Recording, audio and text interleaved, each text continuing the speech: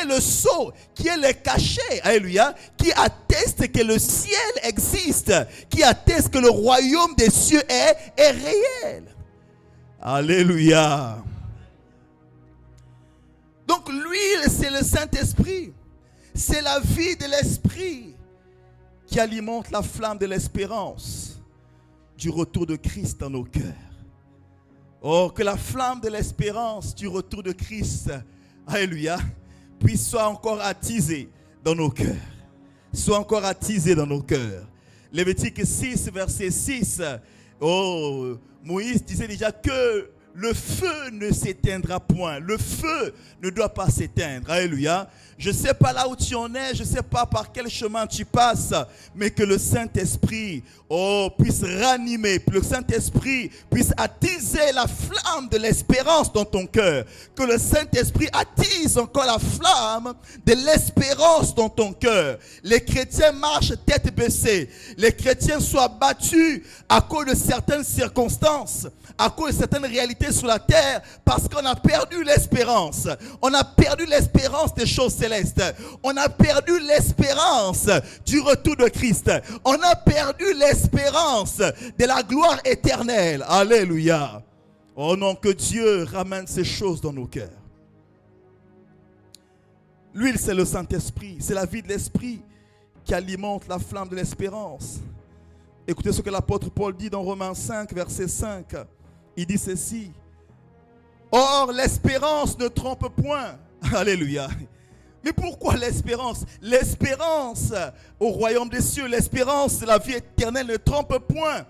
Pourquoi? Parce que l'amour de Dieu est répandu dans nos cœurs par le Saint-Esprit qui nous a été donné. Donc, par l'œuvre que le Saint-Esprit engendre, produit dans mon cœur, cette œuvre atteste, alléluia, que mon espérance est vraie. Cette œuvre déconfirme que le retour de Jésus, c'est une certitude. Cette œuvre confirme que le ciel, le paradis est réel. Amen.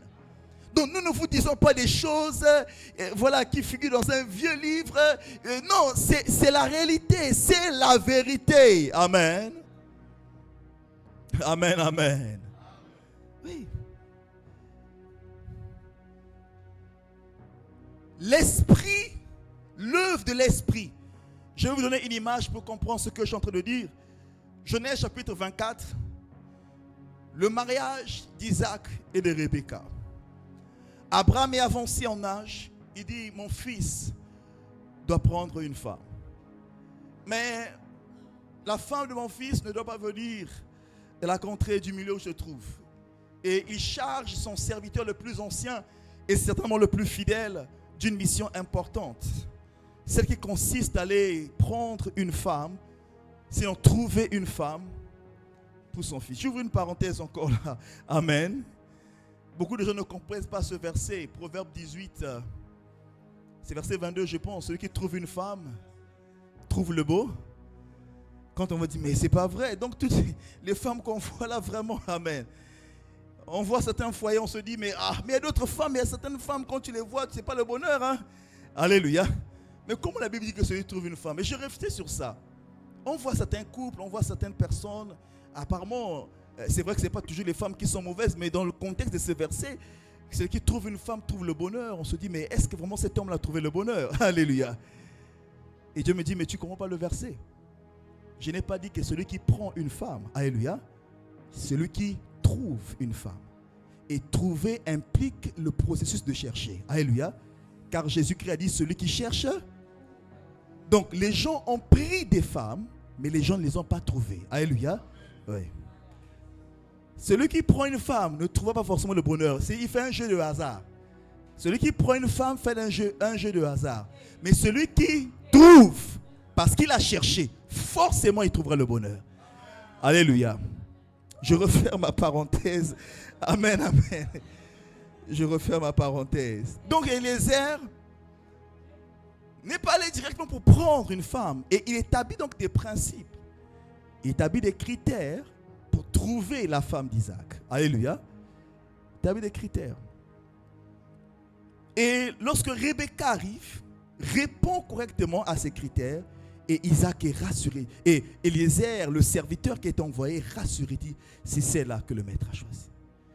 Mais Rebecca ne connaît pas Isaac. Rebecca ne sait pas où se trouve Isaac.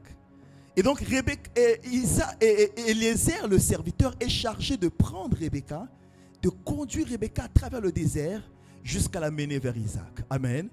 Ce passage est allégorique, ce passage est prophétique. Ça nous parle de Christ et de nous, l'Église. Alléluia. Et Eliezer, c'est le Saint-Esprit. Amen. La seule garantie, c'est que celui que Rebecca voit, c'est Eliezer. Rebecca ne voit pas Isaac. Alléluia. Et Eliezer transportait toute... Pourquoi il faisait ça? Pourquoi il voyage à travers le désert avec toute la richesse d'Isaac? Alléluia. Eliezer transportait la richesse d'Isaac. Et Rebecca a vu à travers Eliezer les preuves de ce que Isaac était. Amen, amen. Nous ne voyons pas Christ avec nos yeux, mais le Saint-Esprit produit en nous la vie de Christ qui atteste que cet homme-là est réel, qui atteste que non, le lieu où il se trouve est vrai. Le lieu où il se trouve est vrai. Nous n'allons pas par aventure. Alléluia. Et c'est Eliezer qui connaît le chemin. Rebecca ne connaît pas le chemin forcément, mais c'est Eliezer qui conduit. Nous connaissons le chemin par le Saint-Esprit. Alléluia. Par le Saint-Esprit. Et si en cours de route, Rebecca pouvait dire, ah, mais papa Eliezer, mais ça fait longtemps qu'on marche, c'est pas loin. Eliezer devait fortifier Rebecca. Non, fortifie-toi. Prends courage, nous allons arriver parce que je connais ce chemin. Donc, l'assurance, celui qui devait fortifier Rebecca, c'est Eliezer. Celui qui devait encourager Rebecca, c'est Eliezer. Parce que Rebecca ne connaît pas ce chemin. Amen, amen. C'est le Saint-Esprit qui nous fortifie. Il nous dit, je viens de là-bas, ce lieu-là est bon. Alléluia. Je viens de là-bas, ce lieu est réel. C'est le Saint-Esprit qui engendre l'espérance dans nos cœurs. Amen. En nous attachant à la parole. Oh, Ézéchiel 7, 37, 9 à 11, nous connaissons bien ce passage, les ossements desséchés. On a fait toutes sortes d'interprétations de ce passage, ce qui n'est pas faux. On a dit beaucoup de choses sur ce passage. Ézéchiel 37, 9 à 11, cette histoire sur les ossements desséchés. Dieu prend Ézéchiel, le transporte et l'amène et le fait voir une vallée remplie d'ossements, ossements desséchés. Et Dieu dit à Ézéchiel, est-ce que ces eaux pourront-ils revivre? Ézéchiel dit, Seigneur, c'est toi qui sais. Alléluia, c'est toi qui sais. Et Dieu lui dit, prophétise sur ces eaux. Alléluia. Prophétise. Prophétise. Prophétiser dans notre contexte, hein, c'est pas seulement révéler certaines choses par rapport à quelques individus, mais prophétiser, c'est aussi annoncer la parole prophétique. Alléluia. Prophétiser, c'est aussi annoncer la prophétie qui annonce le retour de Jésus. Annonce ces choses-là. Alléluia. Prophétise. Et lorsqu'il a commencé à prophétiser, Dieu dit à Ézéchiel, prophétise que l'Esprit vienne. Je vais lire le verset 9 à 11. Il me dit, prophétise et parle à l'Esprit. Prophétise, fils de l'homme, et dis à l'Esprit, ainsi parle le Seigneur l'Éternel. Esprit, viens des quatre vents, souffle sur ces morts et qu'ils revivent. Je prophétisais selon l'ordre qu'il m'avait donné, et l'Esprit entra en eux. Ils reprirent vie et ils s'étèrent sur leurs pieds, car c'était une armée nombreuse, très nombreuse. Il me dit, fils de l'homme, écoutez-moi l'explication de toutes ces choses. Fils de l'homme, ces eaux, c'est toute la maison d'Israël. Mais pourquoi ils sont desséchés? Voici, ils disent, nos eaux sont desséchées. Notre espérance est détruite. Nous sommes perdus. Donc, le dessèchement là, c'est le manque d'espérance. Ils n'ont plus d'espérance. Mais espérance par rapport à quoi? Revenons sur tout le contexte d'Ézéchiel. Ézéchiel se trouve à Babylone. Le peuple est déporté à Babylone. Ils ont perdu. Ils ne sont plus à Jérusalem. On les a emmenés à Babylone. La cité de la gloire. La cité que David avait bâtie. La cité qui fait la joie de tout juif. Ils ont quitté Jérusalem. Ils sont arrivés à Babylone. Alléluia. Et c'est dans ce contexte-là que Dieu montre à Ézéchiel ces choses. Dit prophétise, parce que le peuple à Babylone avait perdu l'espérance de retrouver Jérusalem. Le peuple avait perdu l'espérance de retourner à Jérusalem. Mais Dieu dit prophétise, prophétise, afin que l'esprit entre en eux et qu'ils retrouvent l'espérance. Oh, ce matin, je prophétise sur quelqu'un. Je déclare la parole prophétique, que le Saint-Esprit puisse relever la foi de quelqu'un, que le Saint-Esprit puisse relever un cœur et redonner une espérance nouvelle, que le Saint-Esprit illumine les yeux de ton cœur, que tu vois le ciel, que tu ailles au-delà du Congo, que tu ailles au-delà de ces problèmes, mais que tu saches qu'il y a une cité céleste, il y a un royaume éternel, il y a une gloire magnifique qui nous attend. Que tu vois Jésus, oh, comme Étienne dans Actes chapitre 7, il était en train d'être lapidé. Sur la terre, c'était compliqué, mais il a eu une vision. Il a vu le ciel ouvert et il a vu Jésus. Il a vu Jésus debout. Il a vu Jésus debout. Comme pour le dire, je suis passé par là, Étienne, mais je ne suis pas... Mon parcours ne s'est pas terminé par là. Étienne, j'étais ressuscité. J'ai triomphé de tout ce qu'ils m'ont fait. Et voici là où je suis. Étienne, toi aussi tu arriveras là. Toi aussi tu arriveras là. Il a été fortifié. Il a été fortifié. Amen, amen. Que le Saint-Esprit ramène l'espérance dans les cœurs. Que le Saint-Esprit attise la flamme de l'espérance. Amen. Et les vases, ce sont nos corps. Nous avons dit quoi? Prendre de l'huile dans nos vases pour alimenter nos lampes. Les vases, ce sont nos corps. Et les vases expriment aussi notre réalité, notre vie sur la terre. 2 Corinthiens 4, 7, l'apôtre Paul dit que nous portons ces trésors dans des vases de terre. Et il parle de son corps et il parle des réalités terrestres autour de lui. Les vases, ce sont nos corps. Les vases, c'est aussi notre vie sur la terre. Notre vie au quotidien, les réalités, notre vie confrontée aux réalités de la terre. Mais nous devons transporter à l'intérieur l'huile de la vie de l'esprit qui attise la flamme de l'espérance. Nous devons transporter l'huile de la vie de l'esprit qui attise la flamme de l'espérance. Prendre de l'huile dans nos vases pour alimenter nos lampes signifie porter dans nos corps, pendant notre parcours sur la terre, l'abondance de la vie de l'esprit. Prendre de l'huile dans nos vases pour alimenter nos lampes signifie porter dans nos corps, pendant notre parcours sur la terre, l'abondance de la vie de l'esprit qui a fermé notre espérance en l'avènement du Seigneur Jésus-Christ. Qui a fermé notre espérance en l'avènement du Seigneur Jésus. Porter l'abondance de la vie de l'esprit qui a fermé notre espérance en l'avènement du Seigneur Jésus-Christ. Nous devons être certains que Jésus revient. Ça doit être une certitude.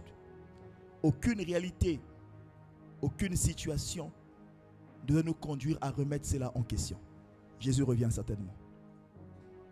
Le Saint-Esprit développe en nous le caractère de Christ et affermit par cette œuvre notre espérance en l'avènement de Christ. Amen. Alléluia. Ouais.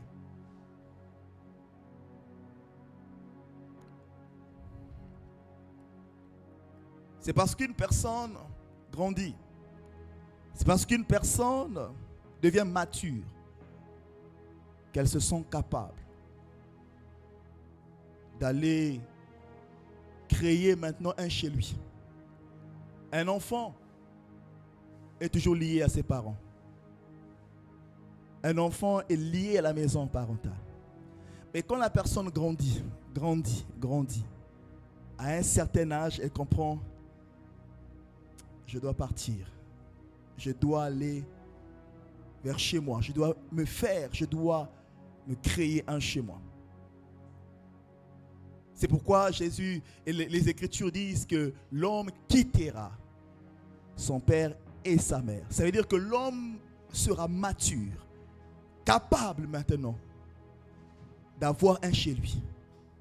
C'est la maturité qui nous permet de quitter, d'engager un processus. Ici, ce n'est pas chez nous. Amen. La terre, ce n'est pas chez nous. Mais quand nous grandissons, nous comprenons maintenant que quand le caractère de Christ se développe en nous, nous marchons vers chez nous. Nous allons chez nous. La Bible dit qu'Étienne il a marché 300 ans avec Dieu. Quand vous regardez dans Genèse chapitre 5, les généalogies des fils d'Adam, la majorité arrive à 800, 900 ans, 800. Mais Étienne était le seul à avoir une courte durée. Enoch, excusez-moi, merci. Tant pour moi. Enoch était le seul à avoir une courte durée. 365 ans. Qu'est-ce qui s'est passé avec Enoch? La Bible dit que tout ceci, tout ce basculement, cet engagement envers Dieu a commencé lorsque Enoch a enfanté Méthusélah ou Mathusalem. Et quand il a enfanté Mathusalem ou Méthusélah, Enoch commença à marcher avec Dieu. Et il marcha 300 ans, sans dévier à gauche et à droite. Pourquoi? Parce que Mathusalem, Méthusélah signifie en d'autres termes, quand il mourra, ça arrivera. Quand il mourra, ça arrivera. Dieu disait, Enoch, ne sois pas distrait. Tu as un signe, ton fils. Et effectivement, j'ai fait mes propres calculs. Je me suis rendu compte que l'année même où Méthusélah ou Mathusalem est mort, c'est la même année où le déluge est tombé. Amen. Même année. Il avait compris que je dois m'engager. Et il a marché avec Dieu 300 ans.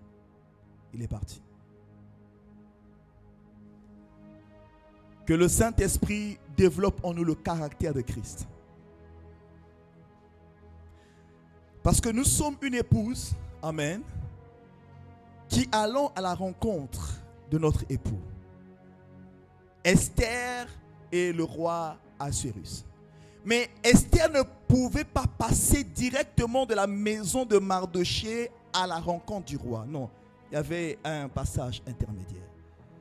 Esther a été prise dans la maison de Mardochée, mais est passée par Hégai, est passée par les serviteurs du roi. Elle a été préparée. Elle a été pendant une année. Esther a été préparée.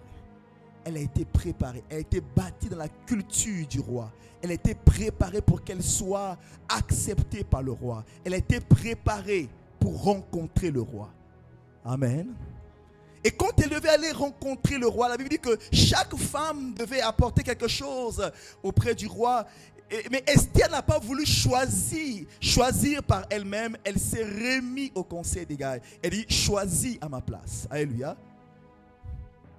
Elle a été préparée. Et quand elle est venue devant le roi l'a reçue. Nous sommes comme Esther. Nous allons vers l'époux. Mais le Seigneur nous appelle à nous préparer. Amen. Donc quand nous disons Jésus revient bientôt, ce n'est pas une attente passive. Nous ne restons pas là, on attend. Non. Nous travaillons, nous grandissons, nous avançons. Nous grandissons dans notre caractère. Alléluia. Pour rencontrer l'époux. C'est pourquoi je dis que le Saint-Esprit développe en nous le caractère de Christ. Et par cette œuvre qu'il développe, par le caractère de Christ qu'il développe en toi, il est en train, par cette œuvre, d'affermir ton espérance. Amen. Alléluia. N'oubliez pas que l'espérance des ossements desséchés était liée à leur transformation. Amen. Ils devaient avoir la chair, ils devaient avoir les nerfs, ils devaient avoir l'esprit. Amen. Afin d'avoir une espérance certaine. Alléluia. Bien-aimés, ne néglige pas les temps d'édification. Ne néglige pas des temps de la présence de Dieu. Le Seigneur est en train de nous façonner. Éphésiens 5 dit que Dieu, Jésus va présenter son épouse. Jésus, le Seigneur veut présenter, veut rencontrer une épouse préparée. Une épouse qui a été transformée. Il y a un processus. Amen, amen. Il y a un processus.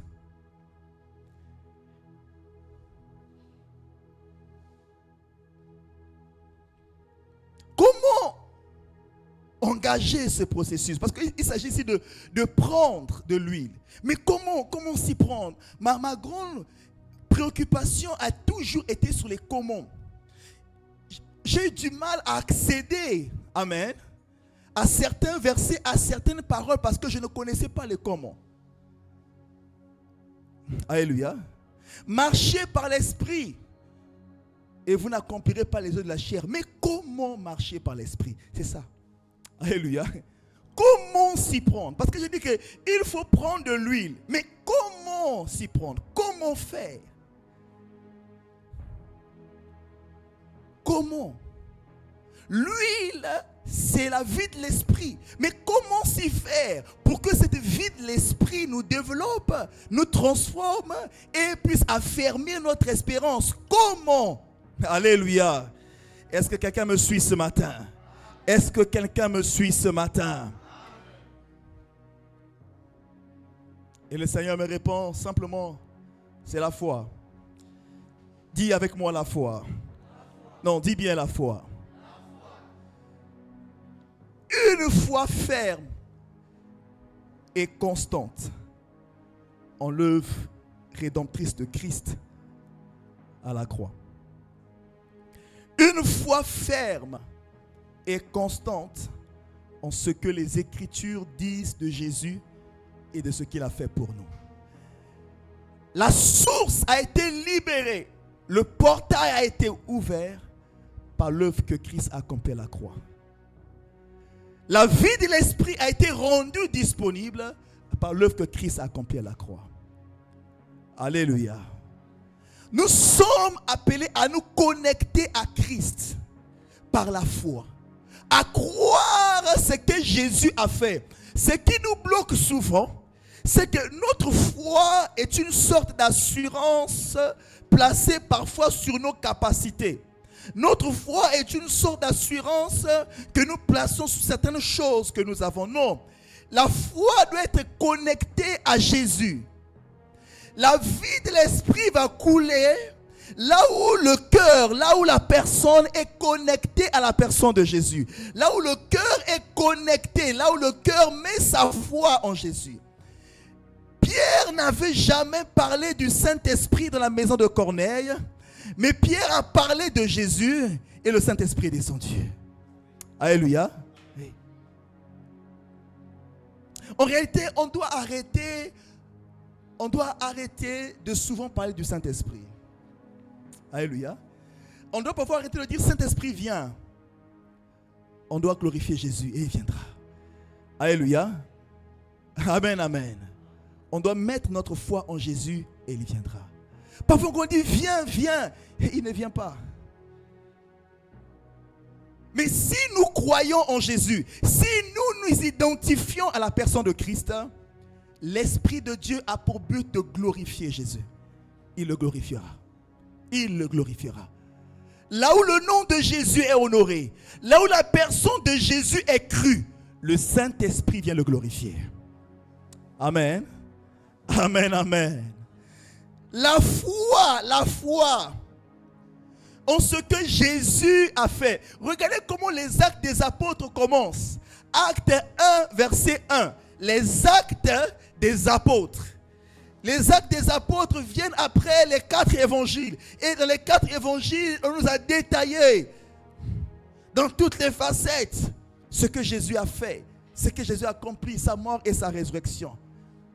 Et dans les actes des apôtres, Luc dit, oh excellent Théophile, je t'ai montré dans mon premier livre, donc l'évangile selon Luc, tout ce que Jésus a commencé de faire et d'enseigner. Et les actes des apôtres, c'est la conséquence de ceux qui ont cru en ce que Jésus avait fait et enseigné. Alléluia. Lorsque Pierre guérit les paralytiques de Actes chapitre 3, les gens avaient les regards braqués sur Pierre. Pierre dit, ce n'est pas moi, ce n'est pas moi, c'est Jésus qui l'a fait. Alléluia. Parce que nous l'avons vu en la personne de Jésus.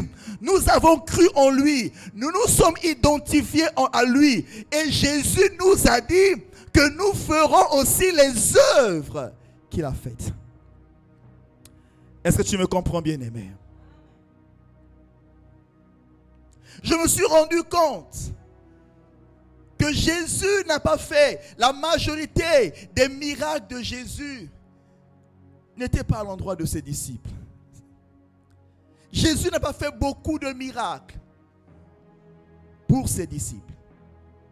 La majorité des miracles de Jésus, c'était pour des gens qui ne connaissaient pas humainement, pour la foule. Alléluia. Pour la foule. Mais qu'est-ce qu'il voulait montrer à ses disciples? Luc chapitre 8, verset 1 à 2, on dit que Jésus était avec ses disciples. Marc 3, on dit qu'il les a choisis pour les avoir avec lui. Jésus voulait que les disciples voient. Parce que plus tard, ce ne serait plus lui, mais ce serait eux qui allaient faire ce qu'ils voyaient. Alléluia. Jésus voulait que les disciples voient et qu'ils s'identifient à lui, qu'ils puissent l'imiter. C'est pourquoi dans 1 Corinthiens 11, verset 1, l'apôtre Paul dit, soyez mes imitateurs, comme je le suis de Christ. Les disciples sont des imitateurs du Christ à travers leur berger. Ce qui veut dire que ce que vous voyez Papa Charlie faire ici, amen, il vous appelle à capturer le modèle, à chercher à faire comme lui. Si on impose quelqu'un les mains ici, ne te mets pas dans la position de la personne à qui on impose les mains, mais mets-toi dans la position de Papa Charlie et dis-toi que plus tard, c'est toi qui vas imposer les mains. Alléluia. Ils se sont identifiés à la personne de Christ.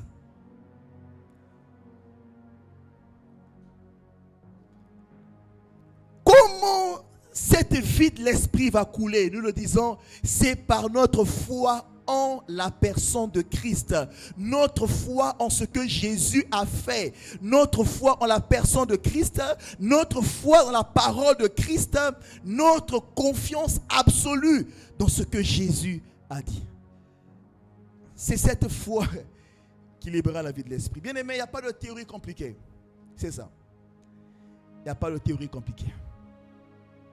Le Saint-Esprit a aidé Siméon. Siméon, Luc chapitre 2, était en attente de l'avènement de Jésus.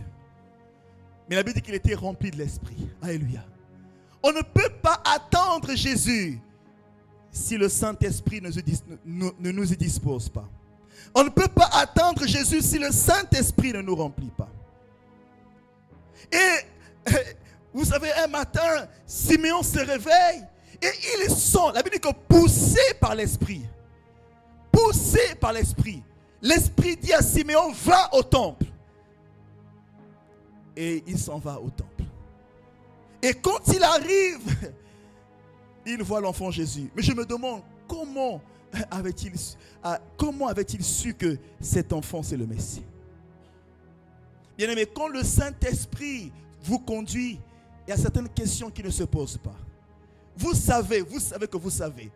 Même si votre logique ne vous permet pas de comprendre, mais vous savez, vous êtes certain.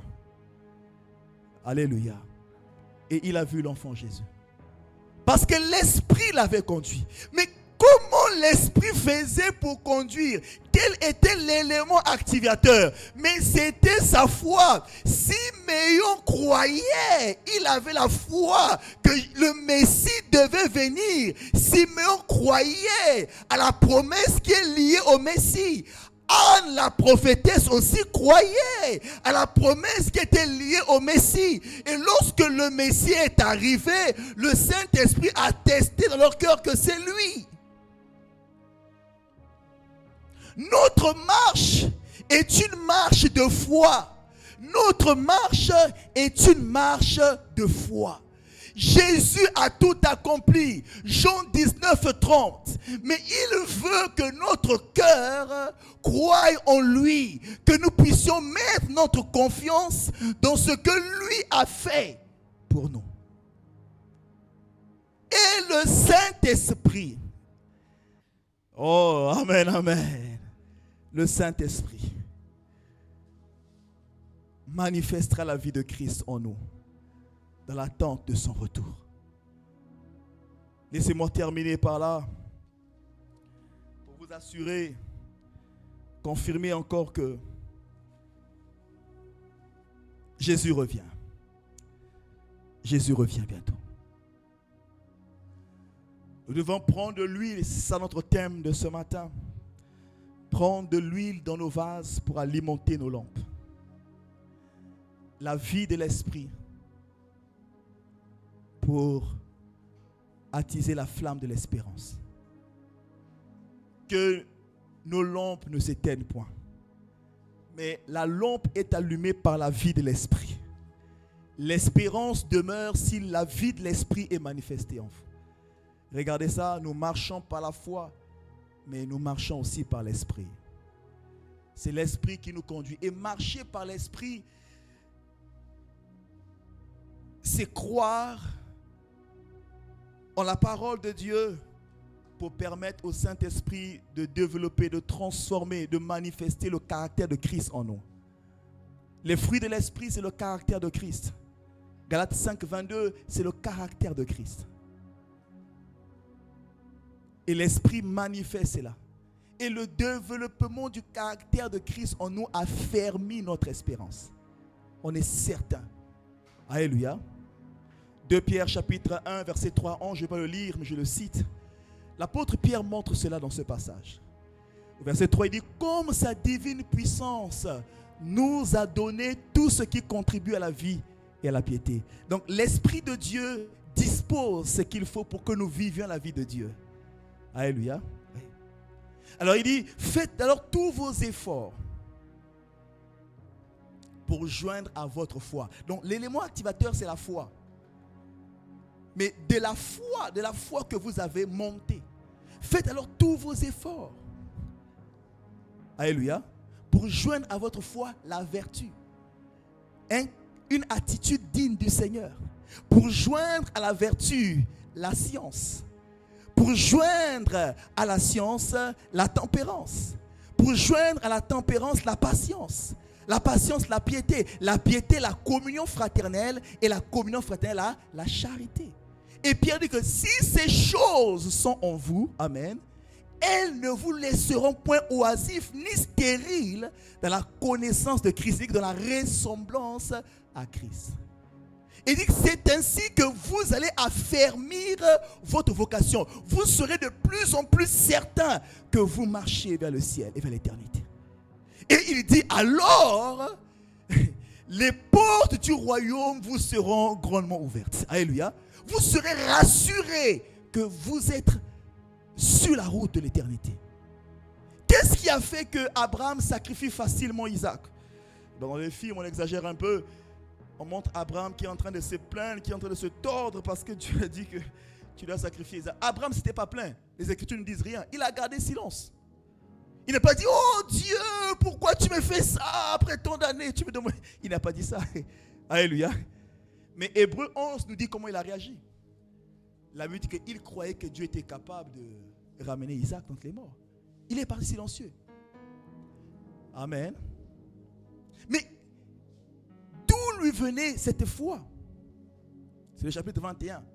Les derniers versets avant qu'on rentre, le verset 22. Parce que le verset 22 commence après cela. Mais après quoi? Mais dans chapitre 21, les derniers versets, on dit que Abraham invoqua le Dieu de l'éternité. Abraham avait compris que avec Dieu, ce n'est pas juste ce pays de Canaan. Avec Dieu, même si Dieu me donne la terre entière, ce n'est pas suffisant.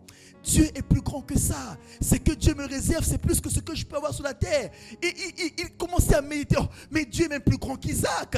Isaac un jour va mourir. Mais mon père est mort. J'ai même vu mon frère mourir. Donc Isaac aussi un jour va mourir. Mais Dieu est plus grand que ça. Dieu nous apporte quelque chose qui demeure pour toujours. Abraham a commencé à méditer sur la puissance éternelle, sur les choses éternelles. Abraham s'est connecté à l'éternité.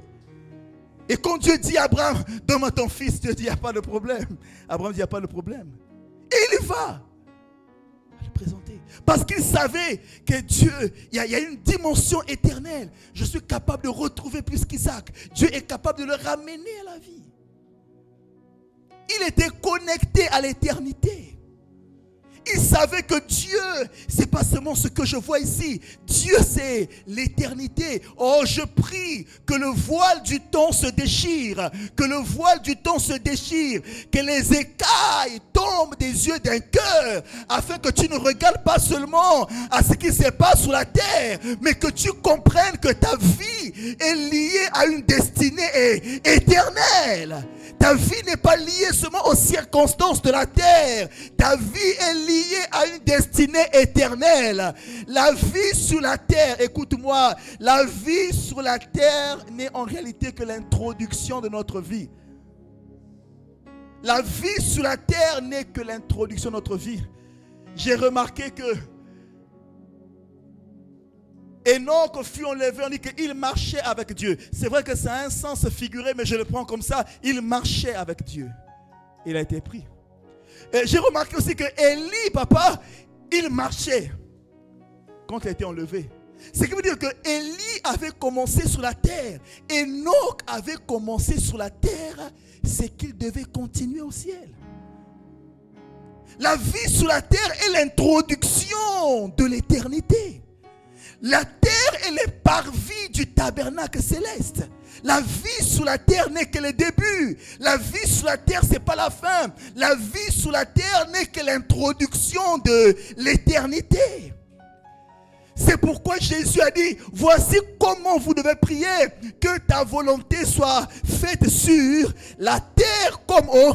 Pourquoi comme au ciel? Parce qu'en réalité, vous êtes résident du ciel. Vous devez vous adapter déjà sur la terre avec le climat et l'attitude du ciel. Amen, amen. Nous marchons sur la terre en nous connectant déjà à la façon de vivre du ciel. Lorsque je serai au ciel, je ne serai pas surpris de certaines choses. Lorsque je vais voir Gabriel, je dis oui, je connais ça. Parce que le Saint-Esprit m'a fait vivre ces choses sur la terre avant que je ne voie cette perfection ici au ciel. Le Saint-Esprit nous conduit vers la maison du Père. Vers l'éternité, bien-aimé. Ne t'arrête pas sur la terre. Ne t'arrête pas. Levons-nous, on va prier le Seigneur un moment. Levons-nous, on va prier le Seigneur. Alors fais cette prière. Dis Saint-Esprit, que le Saint-Esprit dit, Seigneur, conduis-moi par ton esprit. Seigneur, conduis-moi par ton esprit. Conduis-moi, Seigneur. Conduis-moi, conduis-moi encore, Seigneur. Voici une année nouvelle. Une année nouvelle de marche vers l'éternité. Conduis-moi, Seigneur. Élève la voix, j'aimerais t'écouter prier. J'aimerais t'écouter adresser tes paroles à Dieu. Dis à Dieu, conduis-moi. Dis au Seigneur, conduis-moi ce matin. Dis au Seigneur, conduis-moi ce matin. Adonai. Dis au Seigneur, conduis-moi. Conduis-moi, Seigneur. Conduis-moi, ô Dieu. Conduis-moi, ô Roi. Conduis-moi, ô Emmanuel. Conduis-moi, ô Tout-Puissant. Je te prie. Conduis-moi, ô Jésus. Conduis-moi, El Shaddai. Conduis-moi, ô Prince de paix. Conduis-moi, ô Dieu, conduis-moi, ô Roi. Bien-aimé, parle à Dieu, parle à Dieu. Dis au Seigneur de te conduire. Dis au Seigneur de te diriger. Dis au Seigneur de te conduire. Dis au Seigneur de te conduire. Dis au Seigneur de te conduire. Yes, yes, alléluia. Oh Dieu, conduis-moi. Oh Dieu, dirige-moi. Oh Dieu, conduis-moi. Alléluia. Oh Seigneur. Alléluia, alléluia. Oh Dieu, conduis-moi. Oh Dieu, dirige-moi. Conduis mes pas, Seigneur. Conduis-moi sur les sentiers de l'éternité. Alléluia. Yeah. Alléluia, alléluia. Conduis-moi, Seigneur. Conduis-moi, Seigneur. Conduis-moi, ô Dieu. Conduis-moi, ô Roi. Conduis-moi, ô Père Céleste. Conduis-moi, ô Tout-Puissant, Seigneur. Conduis-moi, ô Dieu des armées. Conduis-moi, ô Père éternel. Conduis-moi, ô Saint Israël. Alléluia. Conduis-moi, ô Seigneur Dieu. Merci, Seigneur. Alléluia.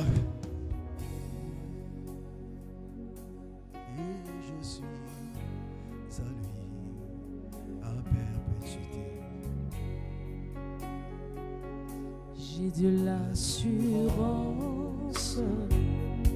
d'être sauvé depuis que Jésus vit dans mon cœur. La vie éternelle, il me l'a donnée et je suis à lui. Perpétuité.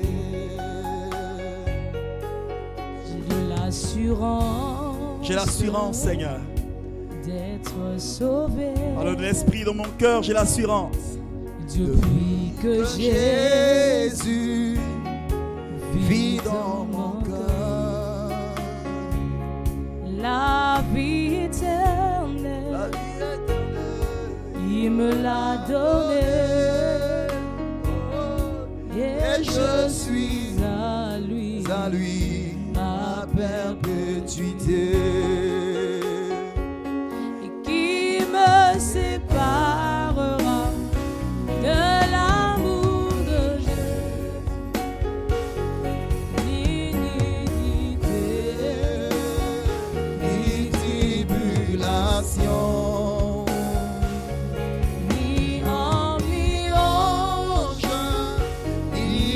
Domination,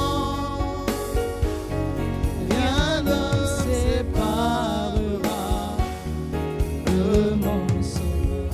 Alors écoute, bien-aimé, avant que je ne prie, on va faire cette prière ensemble de David dans le psaume 139, versets 23 à 24. On va se faire cette prière ensemble et tu vas répéter après moi.